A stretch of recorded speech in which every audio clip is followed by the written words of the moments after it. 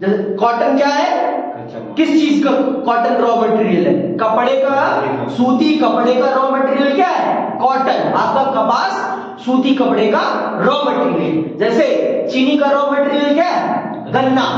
तो ऐसे बोलो ना भाई। तो जो आपके इंग्लैंड में जितनी भी फैक्ट्रियां थी वो सारी की सारी फैक्ट्रियां भारत के कच्चे माल पर निर्भर थी।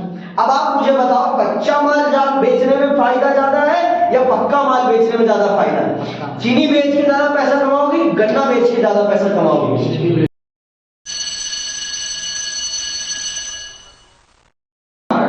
आज हम चल रहे हैं आर्थिक कारण को समझने। देखिए, एक समाज की ना चार चीजें ध्रुव होती हैं, जिनपे समाज, चार पिलर होते हैं जिनपे समाज खड़ा होता है। एक होता है राजनीतिक परिपेक्ष, एक होता है आर्थिक परिपेक्ष, और एक होता है धार्मिक, और एक होता है सामाजिक। इन चार चीजों पर एक समाज चलता है। इन चारों में को अगर हम डगमगाए ना तो एक समाज बिखर जाता है। अगर हमें समाज को एक लंबे समय तक सस्टेन करना है, एक लंबे समय तक चलाना है, तो हमें इन सारी चारों चीजों को चलाना बहुत जरूरी होता है। आज भी आप देखते हैं सरकार इन सब चीजों को बहुत ही ध्यान से, आज देखो, आज की जो पॉलिटिक्स है वो किसके इर्द गिर्द घूम रही है? धर्म के इर्द गिर्द। धर्म, समाज, इनके इर्द गिर्द घूम रही है। विकास उतना बड़ा मुद्दा नहीं है जितना बड़ा मुद्दा आज के समय पे क्या है? धर्म। आप भी देख रहे हैं, हम भी देख रहे हैं, सब समझ रहे हैं इस बात को कि आज की राजनीति का प्रमुख मुद्दा धर्म है। उसके बाद दूसरी चीजें हैं, उसके बाद दूसरी चीजें। तो इसी प्रकार से आप जब 1857 की बात करते हैं तो उस समय भी यही सारी चीजें, यही फैक्टर काम कर रहे थे। भारतीय समाज न तब बदला है ना आज बदला है। आज भी वैसा ही है और कल भी वैसा ही था, कुछ भी नहीं बदला है। समाज में कुछ भी नहीं बदला है, समाज उसी रूप का है। समझ रहे बात? तो आज भी अगर हमारे धर्म पे बात आती है तो हमारे अंदर बिना सोचे समझे हम कुछ भी करने को तैयार हो जाते हैं। मैंने उस दिन भी आपको बताया कि धर्म के विषय पर हम सोचना ही बंद कर देते हैं। जब भी धार्मिक विषय आता है कोई, तो हमारे सोचने की क्षमता ही खत्म हो जाती है और हम उद्दंडी बनकर धर्म का पक्ष लेने के लिए निकल पड़ते हैं।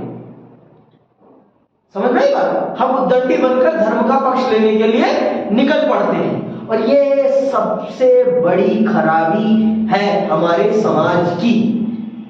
धर्म एक ऐसी चीज है जिसे सबसे ज्यादा समझा जाना चाहिए, सबसे ज्यादा पढ़ा जाना चाहिए और सबसे ज्यादा समझा जाना चाहिए। और आज हम चल रहे हैं 1800, लास्ट क्लास में हमने क्या समझा था? राजनीतिक और प्रशासनिक कारणों को, जिसमें हमने समझा बहुत सारे राजाओं की रियासतें उनसे ले ली गई थी, बहुत ही गलत तरीके से, बहुत ही गलत तरीके से। आज हम चल रहे हैं आर्थिक कारणों को समझने। मैंने आपको बता दिया है भाई कि आर्थिक कारण सबसे बड़ी नींव होती है। भाई, आपकी कमाई अगर आपसे कोई छीनेगा, आपके धंधे में कोई इंटरफेयर करेगा, तो आप बर्दाश्त नहीं कर पाओगे, क्योंकि रोजी रोटी सबसे प्यारी है सबको अपनी रोजी रोटी सबसे प्यारी है। और कोई आपकी रोजी रोटी में इंटरफेयर करे वो आप बर्दाश्त नहीं कर सकते, और आप उसे बर्दाश्त कभी नहीं करेंगे, कोई भी नहीं करता, ना मैं करूंगा ना आप करेंगे। जैसे उस दिन मैंने उदाहरण ही बताया था, है ना, कि आपकी रोजी रोटी पे किसी भी प्रकार का संकट आएगा तो आप उस व्यक्ति को उखाड़ फेंकने के लिए तैयार हो जाएंगे। आप उस व्यक्ति को उखाड़ फेंकने के लिए तैयार हो जाएंगे। तो चलिए समझते हैं विस्तार पूर्वक इस विषय को कि क्या थे आर्थिक कारण जिनके कारण भारतीयों में ईस्ट इंडिया कंपनी के खिलाफ बहुत ज्यादा विद्रोही भावनाएं पैदा हुई। जैसे कि आप सब देखो, लास्ट वाला चैप्टर जो था उसमें आपने समझ लिया है कि इस प्रकार की अंग्रेजों की कर नीति थी, और उस कर नीति से भारतीय लोगों का किस प्रकार से शोषण हो रहा था। मुझे बताने की जरूरत नहीं है, वैसे आप पूरी की पूरी कर नीति जानते हैं, उनकी आर्थिक शोषण के पूरे ढांचे को आप जानते हैं कि भारत के जमींदार किस प्रकार से भारत के किसानों का, भारत के मजदूरों का शोषण कर रहे थे। मुझे बताने की जरूरत नहीं है। आपको मैंने ये भी बता दिया था उस क्लास में, उस चैप्टर में, कि आपके उद्योगों को किस प्रकार से बर्बाद किया गया है। आपके उद्योगों को कच्चा माल तक उपलब्ध नहीं कराने दिया जाता था अंग्रेजी सरकार के माध्यम से। अंग्रेजी सरकार आपके उद्योगों को कच्चा माल तक उपलब्ध नहीं होने देती थी, कच्चा माल तक उपलब्ध नहीं होने देती थी। समझ में आई बात? आगे सुनिए आप। आर्थिक कारणों को आइए विस्तार से समझते हैं। संपदा का निष्कासन। संपदा मतलब समझते हो? प्रॉपर्टी। संपदा का मतलब क्या है? प्रॉपर्टी का निष्कासन। सुनिएगा, अंग्रेज भारत में सदा विदेशी व्यापारी ही बने रहे। उनका प्रमुख उद्देश्य वेतन, उपहारों और भेंटों के रूप में अधिकाधिक धनराशि प्राप्त करके विदेश लौट जाना था। कंपनी के अंग्रेज कर्मचारियों एवं अधिकारियों को वेतन देने में देश के कुल राजस्व का लगभग 1/3 भाग खर्च हो जाता था। सेवानिवृत्त अंग्रेज अधिकारियों की पेंशन के रूप में भी भारत से विशाल धनराशि इंग्लैंड भेज दी जाती थी। विशाल मात्रा में पूंजी के निष्कासन से पूंजी निर्माण का कार्य अवरुद्ध हो गया और देश आर्थिक दयनीयता की ओर बढ़ने लगा। सुन लो, जो अंग्रेज यहां पर काम कर रहे थे और जो अंग्रेज यहां से काम करके चले गए थे, उनके भी आर्थिक खर्च को भारत के लोग ही उठा रहे थे। तो भारत में जो कमाई हो रही थी वो भारत के विकास पर नहीं लग रही थी, वो अंग्रेजी कर्मचारियों के रहन सहन पर खर्च हो रहा था। आप ये देख लीजिए, राष्ट्रपति भवन देख लीजिए, या आप कलकत्ता का जो वो व्हाइट सा बना हुआ है, वायसराय हाउस है या विक्टोरिया मेमोरियल कहते हैं उसे, वो जो बना है वो भारतीयों के लिए नहीं बना था, वो सब बना था अंग्रेज अधिकारियों के रहने के लिए। विक्टोरिया मेमोरियल तो विक्टोरिया जी के लिए बना था, उसमें हम सबका कोई काम नहीं था। अंग्रेजों ने जो भारत से पैसा कमाया वो भारत पर नहीं लगाया, वो उन्होंने अपने विकास पर लगाया, अपने निजी विकास पर। जैसा कि आपने सुना कि जो अंग्रेजी कर्मचारी सेवानिवृत्त हो चुके थे, रिटायर्ड हो चुके थे, उनको भी पेंशन दी जाती थी और वो पेंशन का भार कौन उठा रहा था? भारत की जनता, भारत की मासूम जनता उस भार को उठा रही थी। समझ में आई बात? और क्यों उठा रही थी? क्योंकि भारत की जनता को पता ही नहीं था। अगर भारत की जनता को पता होता कि उनके साथ इस प्रकार का शोषण हो रहा है और इसी शोषण ने भारत की जनता में ये चेतना जगाई कि अगर हमें इस शोषण से बाहर निकलना है तो हमें इनका विद्रोह करना ही पड़ेगा, और अगर हमने इनका विद्रोह नहीं किया तो हम इस शोषण का शिकार होते रहेंगे और हमें इससे बाहर कोई निकाल नहीं पाएगा। और ये प्रश्न आएंगे सनी, पहले बता दे रहा हूं, 1857 के विद्रोह के होने के पीछे के कारणों को आप लिख कर आएंगे अच्छे से। आर्थिक कारण, राजनीतिक कारण, ये दो कारण तो बहुत अच्छे से लिख के आना है आपको किसी भी कीमत पर, और आएगा ये प्रश्न जरूर। दो ही प्रश्न बनते हैं यहां पर, एक 1857 के होने के कारण, 1857 के विद्रोह होने के कारण, और दूसरा क्या है? 1857 के विद्रोह के विफल होने के कारण। इन्हीं दोनों प्रश्नों में से एक प्रश्न आएगा इस चैप्टर का, और वो भी 8 नंबर का। 8 नंबर का प्रश्न है ये, तो बहुत ही ध्यान से पढ़ना। और कल भी हो सकता है आए ये प्रश्न, कल भी हो सकता है ये प्रश्न आए। अब सिर्फ हमारे 3 चैप्टर रहते हैं और आपने मोटा मोटी पढ़ ली है पूरी किताब को, पूरी किताब पढ़ ली है आपने। अब ऐसा ना हो कि कल का पेपर अच्छा ना लिखो और कल के पेपर को 3 बार रिपीट करके टेस्ट देना है आपको, और उसके सारे के सारे आंसर आपको लिखने हैं अपने आप। आगे सुनो, तो ये कारण है। तो फिर भारतीय उद्योग धंधों तथा व्यापार वाणिज्य का विनाश, ये तो मैंने पिछले चैप्टर में ही आपको बता दिया कि भारतीय उद्योग धंधों का अंग्रेजों ने या ईस्ट इंडिया कंपनी ने किस प्रकार से विनाश किया। भारतीय उद्योगों को वो कच्चा माल तक मिलने नहीं देते थे, वो कच्चा माल तक नहीं मिलने देते थे। सुनना, इंग्लैंड के कारखानों का अस्तित्व भारत के कच्चे माल पर निर्भर था। सुन लिया भाई, इंग्लैंड के कारखानों का अस्तित्व किस पर निर्भर था? भारत के कच्चे माल पर। अब मुझे बताओ कच्चा माल क्या होता है? कच्चे माल का एक उदाहरण दो मुझे कि आप किसे कच्चा माल कहते हैं? जो चीज यहाँ से ले जाके दूसरे देश में जाती है। अरे कच्चा माल क्या है? एक एग्जांपल से समझाओ कि कच्चा माल किसे माना जाएगा। क्या होता है कच्चा माल? रॉ मटेरियल किसे कहते हैं? कॉटन। जैसे कॉटन क्या है? कच्चा माल। किस चीज का कॉटन रॉ मटेरियल है? कपड़े का, सूती कपड़े का रॉ मटेरियल क्या है? कॉटन। आपका कपास सूती कपड़े का रॉ मटेरियल। जैसे चीनी का रॉ मटेरियल क्या है? गन्ना। तो ऐसे बोलो ना भाई। तो जो आपके इंग्लैंड में जितनी भी फैक्ट्रियां थी वो सारी की सारी फैक्ट्रियां भारत के कच्चे माल पर निर्भर थी। अब आप मुझे बताओ कच्चा माल बेचने में फायदा ज्यादा है या पक्का माल बेचने में ज्यादा फायदा है? चीनी बेच के ज्यादा पैसा कमाओगी, गन्ना बेच के ज्यादा पैसा कमाओगी? क्यों भाई? क्योंकि वो फिनिश गुड है। इकोनॉमिक्स का ये रूल है कि जो सीधे कंज्यूमर यूज कर सकता है वो होता है फिनिश गुड। दूध एक ऐसी चीज है जो दोनों है, रॉ मटेरियल भी है और फिनिश गुड भी है। चाय वाले के लिए क्या है? रॉ मटेरियल है। और घर के लिए क्या है? वो फिनिश गुड है। समझ में आई बात? तो ये डिफरेंस है, आपको समझना पड़ेगा। तो भारत से कच्चा माल ले जाया जाता था इंग्लैंड और फिर वहां पर पक्का माल बनाया जाता था, फिर उसे भारत लाया जाता था और फिर भारत के बाजारों में उसे बेचा जाता था। और भारत के जितने भी उद्योग थे उनको कच्चा माल मिलने ही नहीं दिया जाता था। भारत के किसानों से कुछ समय तक तो अंग्रेजों ने उन्हें पैसा दे देकर उनसे कच्चा माल लिया। जब भारत का उद्योग बर्बाद हो गया तो फिर किसानों पर भी उन्होंने अपनी मोनोपोली थोप दी, क्योंकि अब किसानों के पास भी कोई विकल्प ही नहीं था, क्योंकि भारत के उद्योग सारे बर्बाद हो चुके थे। अब आपको बेचना है तो मजबूरन किसको बेचना पड़ेगा? अंग्रेज सरकार को बेचना पड़ेगा। अंग्रेज सरकार ही आपके पास आखिरी विकल्प थी और आप उनके अलावा किसी और को अपना माल बेच ही नहीं सकते थे। सुनिएगा ध्यान से।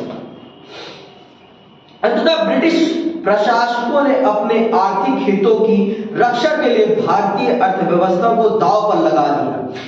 भारत में ब्रिटिश ईस्ट इंडिया कंपनी के प्रभुत्व की स्थापना के समय कताई एवं बुनाई राष्ट्रीय उद्योग थे और देश की बहुसंख्यक, सुन लो, देश का सबसे बड़ा उद्योग क्या था?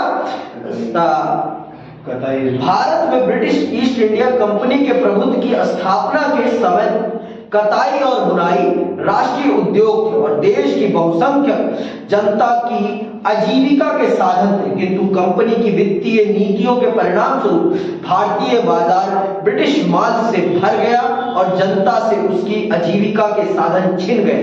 ब्रिटेन की मुक्त व्यापार की नीति से भारत का विदेशी व्यापार पतन की ओर बढ़ने लगा। अंग्रेजों ने इस प्रकार की आर्थिक नीतियां अपनाई जिससे कि भारत का पूरा का पूरा विदेशी व्यापार समाप्त हो गया। एक समय था कि भारत का हैंडीक्राफ्ट पूरे विश्व में सबसे ज्यादा प्रसिद्ध था। हैंडीक्राफ्ट के मामले में भारत का पूरी दुनिया में बोलबाला था। पूरी दुनिया में अगर किसी का हैंडीक्राफ्ट चलता था वो सिर्फ भारत का चलता था। भारत का पूरी दुनिया में हैंडीक्राफ्ट के मामले में दबदबा एक छत्र राज था। लेकिन अंग्रेजों की नीतियों ने अपने फायदे के लिए भारत के उद्योग को पूरी तरीके से बर्बाद कर दिया और भारत की जनता रोजगार विहीन हो गई। और जब भारत में अंग्रेजी सामान आया तो भारत, देखो, जो हाथ से बनता है सामान वो ज्यादा महंगा होता है और जो मशीन से बनता है सामान वो सस्ता होता था। तो भारत के बाजारों में जब अंग्रेजी सामान आया तो जिस कारण से भारतीय जनता ने भारत का सामान ना लेकर अंग्रेजी सामानों को लेना पसंद किया। क्यों? क्योंकि वो देखने में अच्छे थे और सस्ते थे, जिस कारण से भारतीय बाजार गिर गया। भारतीय बाजार और भारत का उद्योग पूरा का पूरा चौपट हो गया। समझ में आएगा? तो आप देख लो, भारत के बाजार को जितना अंग्रेजों ने बर्बाद किया है उतना ही भारत के किसानों ने और भारत के उपभोक्ताओं ने, उपभोक्ता मतलब कंज्यूमरों ने, भारत के कंज्यूमरों ने, जैसे आज भी है, आज भी हमारी जनता जानती है कि हमारे चीन के साथ तानातनी है, फिर भी भारत की जनता चीनी उत्पादों को धड़ल्ले से खरीदती है। क्यों? क्योंकि चीनी उत्पाद भारत की कंपनियों के कंपैरिजन में सस्ते हैं। सस्ते के चक्कर में भारत की जनता भारत को लाभ ना देकर चीन को लाभ प्रदान करता है और मोटा पैसा देते हैं हम चीन को, और चीन गुणवत्ता के मामले में कुछ नहीं देता।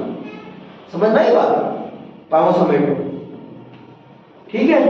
आगे सुनो, भू राजस्व की कठोर दर, ये तो आप जानते हैं कि भू राजस्व, लैंड रेवेन्यू बहुत ज्यादा था।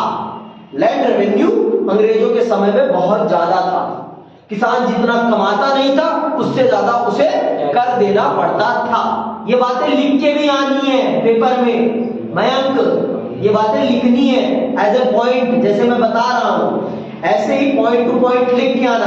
अगर ये पॉइंट भी लिख के आ गए ना तो आपको अगर 8 नंबर का है तो 4 नंबर मिल जाएंगे, क्योंकि आपको पॉइंट पता है और फिर पॉइंट के अंदर लिख देना कुछ बातें।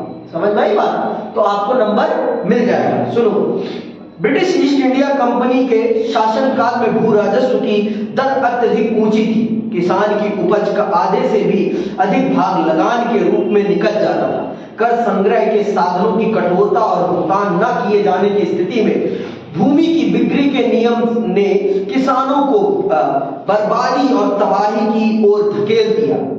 1770 से 1857 ईस्वी के अवधि में देश में 12 बड़े और अनेक छोटे अकाल पड़े, जिनमें लाखों व्यक्ति मौत का शिकार हो गए। कर नीतियों के कारण भारत की बहुत बड़ी जनसंख्या भूख के कारण मर गई। अंग्रेजों की ये कर नीतियों के कारण, अंग्रेजों की कर नीतियों ने भारत के लोगों की रीढ़ की हड्डी तोड़ दी थी। अंग्रेजों का घर नहीं भरता था और भारत की जनता कर देते देते मर जाती थी। भारत की जनता कर देते देते मर जाती थी और अंग्रेजों का घर फिर भी नहीं भरता था। अंग्रेज इतने ज्यादा विषैले थे भारत के लिए, आप ये जान लीजिए। आज आप ये जान लीजिए कि अंग्रेज इस भारत देश के लिए कितने ज्यादा विषैले थे, बहुत ही ज्यादा विषैले थे। फिर भी आज तक हम इस चीज को नहीं समझ पाए हैं। आज भी हम अंग्रेजी कल्चर को इस तरह से चपेट के रखते हैं जैसे कि वो हमारा खुद का कल्चर है। और मैंने आपको बता दिया है, इंसान जितना कल्चर से पैसा कमाता है ना, उतना किसी और से नहीं। सबसे ज्यादा कपड़ों से कमाया जाता है, सबसे ज्यादा कपड़ों से। कपड़ा किसी भी देश को सबसे ज्यादा पैसा देता है, ये बात जान लो आप। क्योंकि कपड़ा इंसान की क्या है? बेसिक नीड है, मूलभूत जरूरत। जिस दिन से इंसान ने सामाजिक जीवन जीना प्रारंभ कर दिया, उस दिन से इंसान ने कपड़ा पहनना शुरू कर दिया। और जब से इंसान सामाजिक जीवन में आ गया है, तब से कपड़ा उसकी क्या हो गई है? मूलभूत जरूरत। एक बार के लिए खाना नहीं खाएगा, लेकिन कपड़े बिना बाहर नहीं जाएगा। बताओ, आप चले जाओगे? बाल सेट होने चाहिए, है ना? सब कुछ सेट होना चाहिए। क्यों? क्योंकि आपको 10 लोग देखेंगे, आपको 10 लोग देखेंगे, इसलिए आपका सेट होना बहुत जरूरी है। आगे सुनिए, इनाम में प्राप्त जागीरों को छीनना। इनाम में प्राप्त जागीरों को छीनना, जैसे कि आप सब जानते हैं कि भारत में जो लोग सामाजिक कामों को करते थे, जैसे बाल काटना और भी बहुत सारे काम करते थे, उनको हमारे देश में जमीनें क्या दे दी जाती थी? दान में दे दी जाती थी कि आप लोग इस पर काम कीजिए और अपनी आजीविका चलाइए। सुनिए, और उनसे उनकी जागीरें छीन ली जाती थी। कंपनी की आय में वृद्धि करने के उद्देश्य से governor general Lord William batting ने सभी लगान मुक्त जागीरों का सर्वेक्षण करवाया। जो व्यक्ति जागीरों की प्राप्ति से संबंधित उचित प्रमाण पत्र प्रस्तुत नहीं कर सके उनकी जागीरों पर अधिकार कर लिया गया अथवा उन पर भूमि कर लगा दिया गया। लॉर्ड डलहौजी के शासनकाल में 1852 ईस्वी में भूपतियों के संपत्ति संबंधी अधिकारों की जांच पड़ताल करने के लिए इनाम कमीशन की नियुक्ति की गई, जिसने केवल 5 वर्ष की अवधि में लगभग 21,000 पैतृक जागीरों को जब्त कर लिया। सरकार की इस अन्यायपूर्ण नीति के परिणाम स्वरूप जमींदार वर्ग के असंतोष में वृद्धि होने लगी। भाई उस समय तक भारत में ज्यादा लोगों के पास अपनी जमीन के कागज वागज तो होते नहीं थे, तो बहुत बड़े स्तर पर जब लॉर्ड डलहौजी भारत का गवर्नर जनरल बना तो उसने जांच कराई कि कितने लोगों के पास कितने अपनी जमीनों के कागज हैं, और जिन लोगों के पास अपनी जमीन के कागज नहीं उन सभी जमीनों को कौन लेगा? East India company. उन जमीनों पर मालिकाना अधिकार ईस्ट इंडिया कंपनी का होगा, और जिसको इन जमीनों को प्रयोग करना है और उनको भूमि कर देना पड़ेगा, उनको भूमि कर देना पड़ेगा, तभी वो इन जमीनों का प्रयोग कर सकते हैं, नहीं तो वो इन भूमि का प्रयोग नहीं कर सकते। साफ सीधी बात, अगर आपको ये भूमि प्रयोग करनी है तो आपको कर देना पड़ेगा, और अगर आप कर नहीं देंगे तो आप इस भूमि का प्रयोग नहीं कर सकते, आप इस भूमि का प्रयोग नहीं कर सकते। तो इस प्रकार से बहुत सारे जमींदारों की जमींदारी उनके मतलब उनकी भूमि उनके हाथों से निकल गई। तो इस प्रकार से जमींदारों के अंदर भी आक्रोश की भावना पैदा होने लगी कि ये हमारी मदद से ही भारत पर शासन कर रहे हैं और हमारी जमीनें हमसे छीन रहे हैं, ये हमारी मदद से ही भारत को चला रहे हैं और हम पर ही अत्याचार करेंगे। तो इस प्रकार से बड़े बड़े जमींदारों के मन में भी ईस्ट इंडिया कंपनी के खिलाफ विद्रोह जागना प्रारंभ हुआ। आगे सुनिए, अगला कारण क्या है? जन सामान्य में बेकारी और दरिद्रता। लोग बेरोजगारी से बेरोजगार हो गए थे और गरीबी इतनी बढ़ गई थी कि कोई कहने की बात ही नहीं, कि लोग भूखे मर रहे थे। इसका मतलब दरिद्रता बहुत बड़े स्तर पर थी। बेकारी थी मतलब लोगों के पास काम नहीं था, क्योंकि भारत में उद्योग चल ही नहीं रहे थे। सारा औद्योगिक गतिविधियां कहां हो रही थी? सारी की सारी इंग्लैंड में हो रही थी। जो चीजें बन रही थी वो कहां बन रही थी? सारी की सारी इंग्लैंड में बन रही थी। तो भारत में किसी भी प्रकार का उद्योग नहीं था, लोगों के पास रोजगार भी नहीं था, और रोजगार नहीं था तो गरीब होना तो स्वाभाविक है। जैसे आज भी स्थिति ऐसी है, लोग आज गरीबी की गर्त में क्यों जा रहे हैं? क्योंकि ज्यादा से ज्यादा चीजों का मशीनीकरण हो रहा है। जहां पहले जिस काम को करने में 5 लोग लगते थे, आज उसी काम को करने में एक मशीन उस काम को कर देती है, काम खत्म। तो इस तरह से 5 लोगों का रोजगार चला गया, इस प्रकार से 5 लोगों का काम चला गया। समझ में आई बात? तो जैसे आज बेरोजगारी है वैसे ही उस समय भी थी। पहले भारत में सारा काम हाथ से होता था, तो लोगों के पास रोजगार थे, लोगों के पास पैसा भी था। अब काम चला गया, सारा का सारा काम कहां ट्रांसफर हो गया? इंग्लैंड ट्रांसफर हो गया, जिस कारण से उद्योगों का काम समाप्त। तो सबसे ज्यादा रोजगार कहां मिलता है? उद्योगों में ही मिलता है, और उद्योग तो भारत के नहीं गए, जिस कारण से भारत में बेरोजगारी और गरीबी बड़े चरम सीमा पर पहुंच गई थी। 1840 के दशक में 1840 के दशक में भारत गरीबी की चरम सीमा पर पहुंच गया था। सुनना, ब्रिटिश प्रशासकों की आर्थिक नीतियों के कारण 1857 ईस्वी तक पहुंचते पहुंचते भारत में जन सामान्य की आर्थिक दशा अत्यधिक शोचनीय हो गई।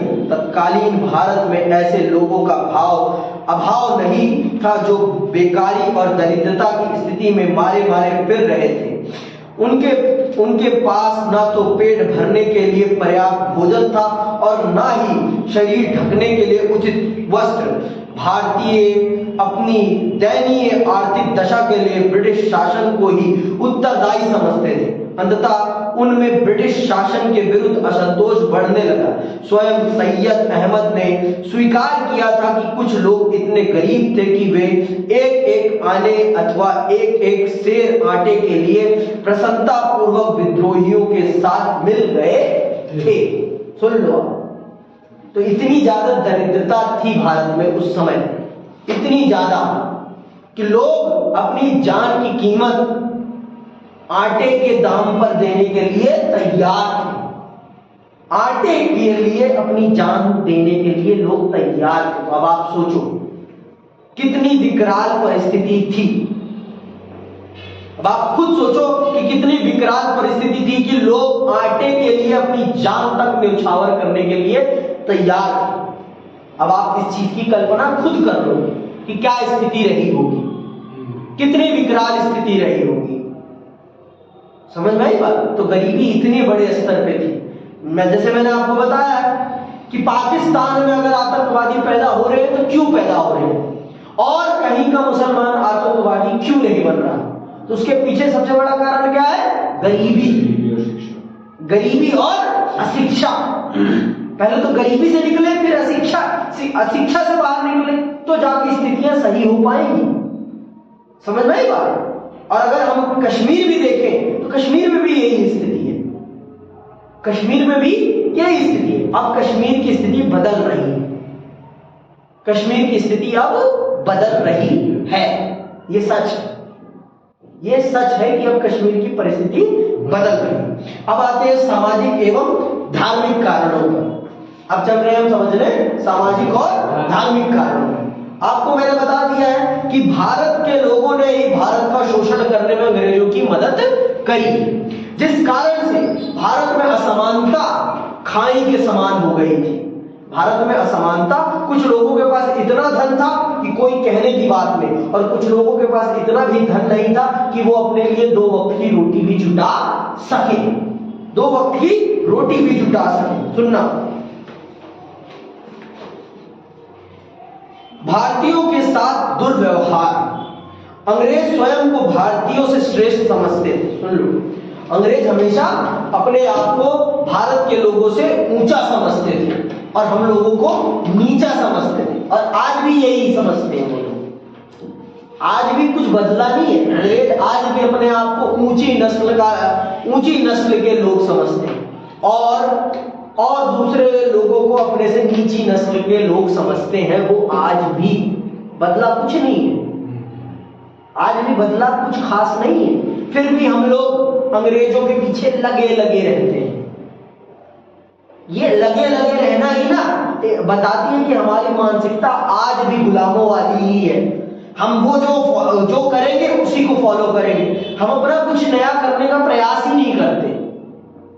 हम ये क्यों नहीं करते कि दुनिया हमारे पीछे चले, हम ये करने का प्रयास ही नहीं करते। हम हमेशा प्रयास करते हैं कि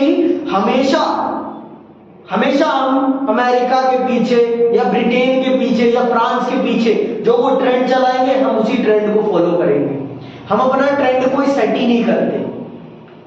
तो अंग्रेज शुरू से ही हमें अपने से नीची नस्ल के लोग समझते थे। हमेशा वो हमारे साथ भेदभावपूर्ण बर्ताव करते थे। सुनो, उन्हें ना तो भारतीयों के प्रति कोई सहानुभूति थी और ना ही भारतीय सभ्यता संस्कृति से कोई लगाव था। वे भारतीयों को असभ्य तथा नीच समझते थे। उन्हें योग्यता अनुसार उच्च पदों पर भी नियुक्त नहीं किया जाता था। स्वयं सर सैयद अहमद खान ने स्वीकार किया था कि उच्चतम श्रेणियों के देसी लोग तक भी बिना आंतरिक भय के तथा बिना कांपे हुए कभी अंग्रेज अधिकारियों के सामने उपस्थित नहीं हुए। देख लो, सर सैयद अहमद खान कह रहे हैं। सर सैयद अहमद खान का नाम सुना है? सर सैयद अहमद खान का नाम नहीं जानते? अलीगढ़ मुस्लिम यूनिवर्सिटी का नाम सुना है? उसका भी नाम नहीं सुना? अलीगढ़ मुस्लिम यूनिवर्सिटी के संस्थापक हैं सर सैयद अहमद खान। बहुत बड़े इंडियन फिलोसोफर हैं, दार्शनिक हैं वो। उन्होंने ही ये सिद्धांत दिया था कि मुसलमानों के लिए एक नया राष्ट्र बनना चाहिए, मुसलमानों के लिए एक अलग राष्ट्र होना चाहिए। आप कह सकते हैं कि हिंदू मुस्लिम में जो ये भेदभाव था, इस भेदभाव को बढ़ाने में सर सैयद अहमद खां का एक योगदान है। छोटा सा योगदान है लेकिन है, छोटा सा योगदान है लेकिन है। अभी आप जब पढ़ोगे आजादी की लड़ाई तो उसमें बताऊंगा मैं। तो सर सैयद अहमद खां भी कह रहे हैं कि भारत के बड़े से बड़े राजा महाराजा भी अंग्रेज अधिकारियों के सामने बिना कपकपाए नहीं जाते थे। तो ये बड़ी बात थी कि भारत के लोगों में अंग्रेजों ने ये डर बिठा दिया था कि आप हमसे नीचे नस्ल के हैं, आप हमसे नीचे नस्ल के हैं। ये डर बिठा दिया था उन्होंने, और भारत के बड़े बड़े लोग भी इसका विरोध नहीं कर पाते थे। तो आप खुद देखो, तो इस चीज ने भी भारत के लोगों में एक हीन भावना पैदा करी और उनके मन में ये चेतना जगाई कि यार ये बाहर के लोग आकर हमारे देश में हमें ही नीचा बता रहे हैं, हमारे देश में रह रहे हैं और हमें ही नीचा समझ रहे हैं, हमारा ही खा रहे हैं, हमारा ही पहन रहे हैं और हमें ही नीचा बता रहे हैं। आपके घर में कोई आए, आपका मेहमान, और आपको नीचा कहे तो आपको अच्छा लगेगा? ऐसे ही अंग्रेज हमारे घर में मेहमान थे और हमें ही नीचा कह रहे थे, हमारे घर पे कब्जा भी कर लिया था। समझ में आई बात? तो भारतीय लोगों के मन में फिर अपनी गरिमा जागी, हमारे मन में हमारी गरिमा जागी कि क्या यार तुच्छ इंसान है हम, कोई बाहरी आकर हमारे घर पे कब्जा कर लिया और हम कुछ नहीं कर पाए। तो फिर जाकर उनके मन में ये विद्रोह के भाव जागे, तब जाकर भारत के राजाओं में आत्मसम्मान की भावना जागी कि अगर हमें हमारा अधिकार चाहिए तो हमें इनको मारना पड़ेगा और इनको यहां से भगाना पड़ेगा, तब जाकर हमें हमारी प्रतिष्ठा मिल पाएगी, हमारा आत्मसम्मान हमें मिल पाएगा। नहीं तो अगर हमने अपने आत्मसम्मान की रक्षा खुद नहीं की तो कोई दूसरा करने वाला नहीं। सुनना, भारतीयों के सामाजिक जीवन में हस्तक्षेप सुनो। 19वीं शताब्दी के तीसरे दशक तक उदार मानवतावादी ब्रिटिश प्रशासनिक भारतीय समाज में व्यक्त सती प्रथा, कन्यावध, मानव बलि और विधवा पुनर्विवाह निषेध जैसी कुरीतियों को दूर करने के लिए प्रयत्नशील हो गए थे। अंग्रेजों ने भारत की बहुत सारी कुरीतियों को खत्म करने में बहुत बड़ी भूमिका निभाई। जैसे कि आपने सुना सती प्रथा, कन्यावध और बाल विवाह और मानव बलि और आपका विधवा पुनर्विवाह। तो भारतीयों ने समझा कि ये हमारे धर्म में हस्तक्षेप कर रहे हैं। अब भैया धर्म में आपके हस्तक्षेप करे तो कोई आप उसे पसंद करोगे? आपको कोई बाहरी आकर बताए कि पूजा ऐसे नहीं ऐसे की जाएगी तो आपको कैसा लगेगा? बुरा। आप कहोगे तू कौन होता है हमें बताने वाला, तू कौन होता है? तो इस प्रकार से, और हमारे उस समय हमारे समाज में 1830 के दशक में हमारे समाज में जिसका पति मर जाता था उस लड़की को उसके पति के साथ जिंदा जला दिया जाता था। ये भी एक प्रथा थी, इसे कहते थे सती प्रथा। लड़की के पैदा होने पर लड़की को जिंदा मार दिया जाता था, इसे कहते थे कन्यावध, इसे कहते थे कन्यावध। ये अभी तक था, 1950-60 तक था, ये हरियाणा में था अभी तक ये, कि लड़कियों के पैदा होने पर लड़कियों को जिंदा मार दिया जाता पैदा होने के अगले दिन।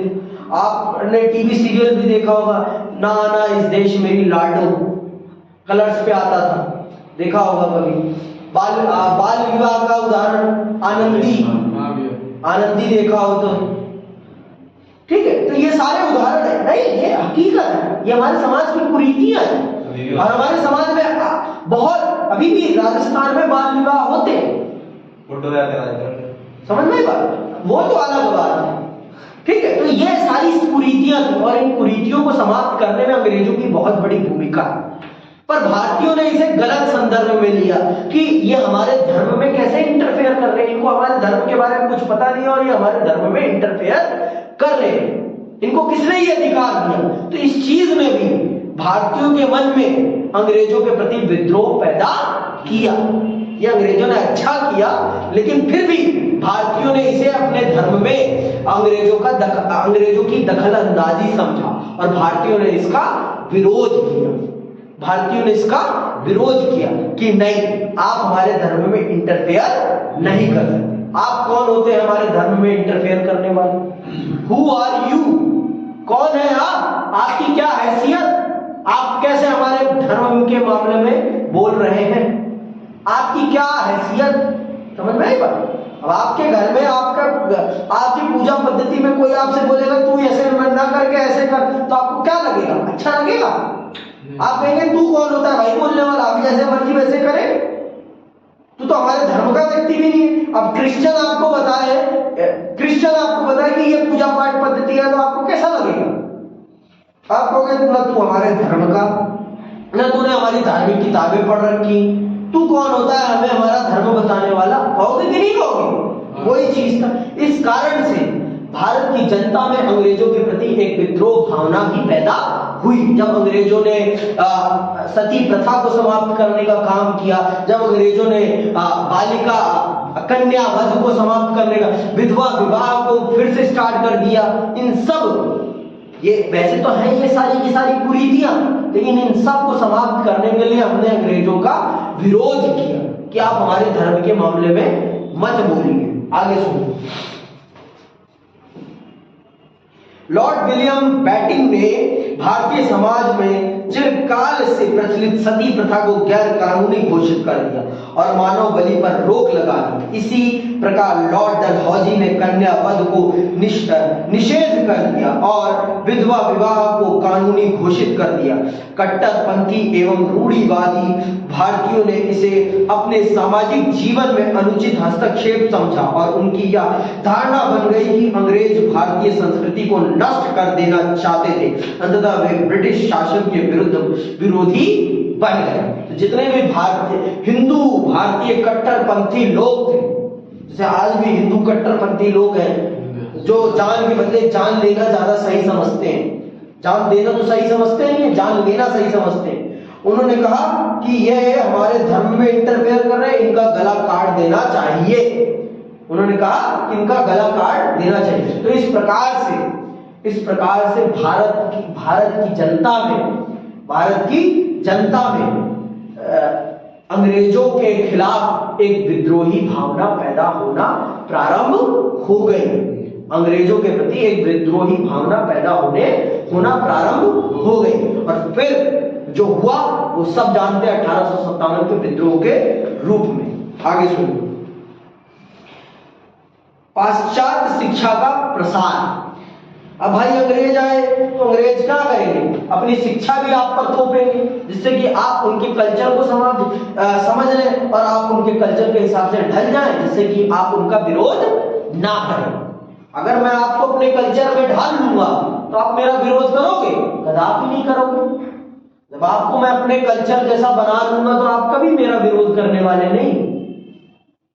समझ में बात? अगर मैं आपको अपने धर्म में परिवर्तित कर लूं, आपको अपनी शिक्षा दीक्षा अब आपके मन में भर दूं कि मैं ही सबसे अच्छा, तो आप मेरे खिलाफ कभी बुरा नहीं बोलेंगे। तो इसी प्रकार से अंग्रेजों ने अपनी अच्छाई को हमारे बच्चों के मन में भरने के लिए अपनी शिक्षा पद्धति को हम पर थोप दिया।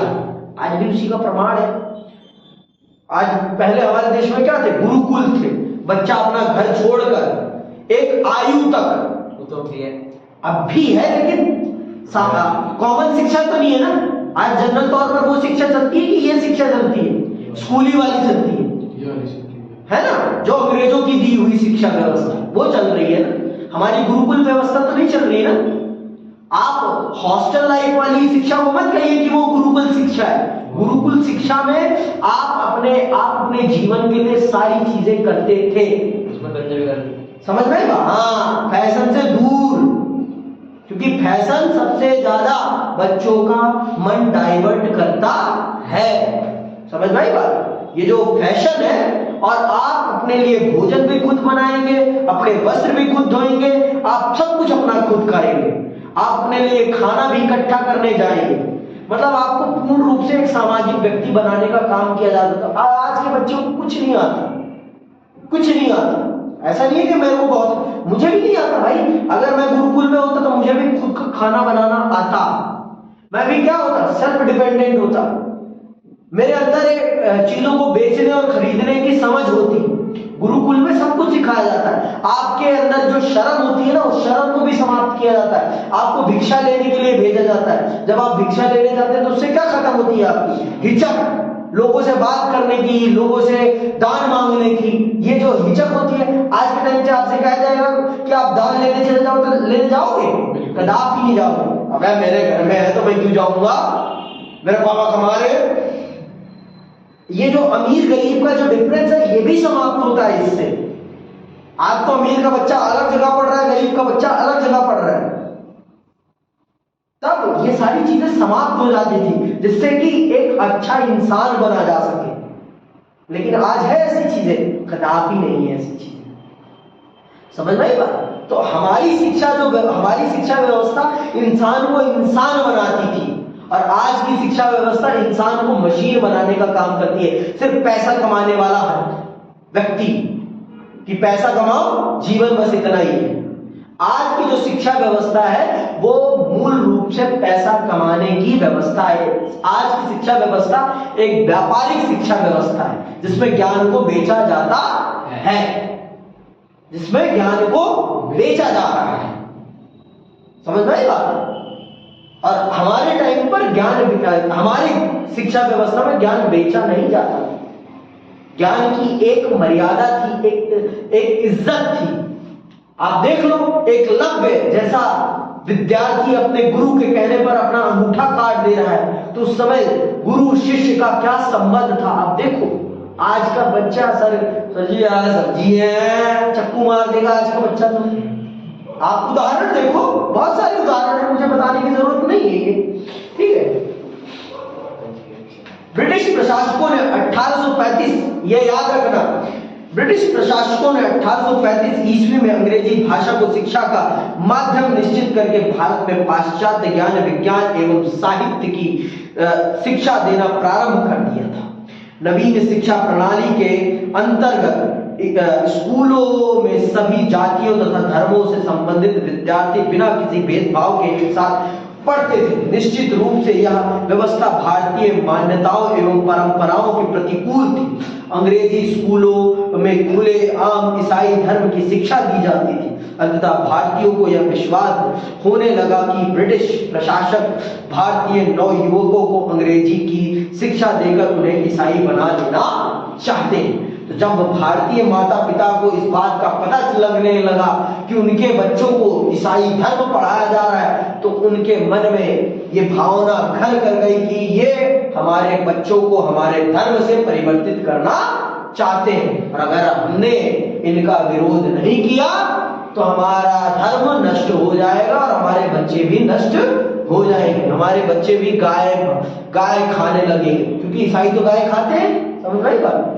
ईसाई धर्म में गाय खाई जाती है, सबसे ज्यादा वही खाते हैं, बीफ वही खाते हैं। ना पता हो तो बता देता हूं। ईसाई धर्म का प्रचार, इसने भी भारतीयों के मन में ये चेतना जगाई कि अगर हमें हमारा धर्म बचाना है। मुसलमानों के मन में भी ये चेतना जगाई कि हमें अगर हमारा धर्म बचाना है तो इनको अपने देश से खदेड़ बाहर करना पड़ेगा, नहीं तो हमारा धर्म समाप्त हो जाएगा। 1857 ईस्वी के ये सारे के सारे कारण बता रहा हूं विद्रोह के प्रारंभ होने के। 1857 ईस्वी के विद्रोह के विस्फोट का एक महत्वपूर्ण कारण भारत में ईसाई मिशनरियों द्वारा ईसाई धर्म का प्रचार किया जाना था। ईसाई धर्म के प्रचार के उत्साह में अंग्रेज पादरी प्रायः भारतीय धर्मों की कटु आलोचना कर देते थे।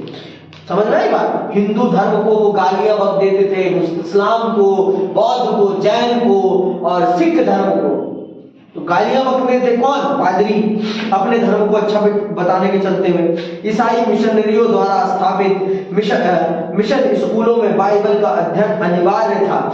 जेलों में भी विभिन्न उपायों से ईसाई धर्म का प्रचार किया जाता था और सेना में भी सरकारी खर्च पर ईसाई पादरी नियुक्त किए जाते थे। 1850 ईस्वी से पूर्व भारत में धर्म परिवर्तन करने वाले हिंदू को पैतृक संपत्ति से वंचित कर देने का नियम प्रचलित था, किंतु इसी वर्ष पारित किए गए कानून के अनुसार ईसाई धर्म स्वीकार करने वाले व्यक्ति को पैतृक संपत्ति में अधिकार प्राप्त हो गए। इससे जनता के प्रत्येक वर्ग में यह भय और शंका व्यक्त हो गई कि ब्रिटिश प्रशासक उनके धर्म को नष्ट कर उन्हें ईसाई बना देना चाहते हैं। तो जब भारत की जनता के धर्म पर जब तलवार उठी तो भारत की जनता जाग गई कि अब तो काम करना पड़ेगा, नहीं तो हमारा धर्म भी चला जाएगा और हमारा देश भी चला जाएगा। तो इस प्रकार से भारत की जनता में 1857 के विद्रोह के होने के ये सारे कारण पैदा हुए। अब एक कारण और समझेंगे अगली क्लास में, सैन्य कारण, जो उस समय का सबसे बड़ा तात्कालिक कारण बनता है, जिसके कारण विद्रोह होता है। जैसे हम कहते हैं चिंगारी, वो चिंगारी है। सैन्य विद्रोह, सैन्य कारण चिंगारी, ये सारा का सारा मटेरियल है आग लगाने के लिए। लकड़ी, भूसा सब कुछ कलेक्ट हो गया, अब किसकी जरूरत थी? चिंगारी। और चिंगारी का काम कौन करता है? सैन्य कारण। ये हम समझेंगे अगली क्लास में। आज के लिए बस इतना ही। जय हिंद, जय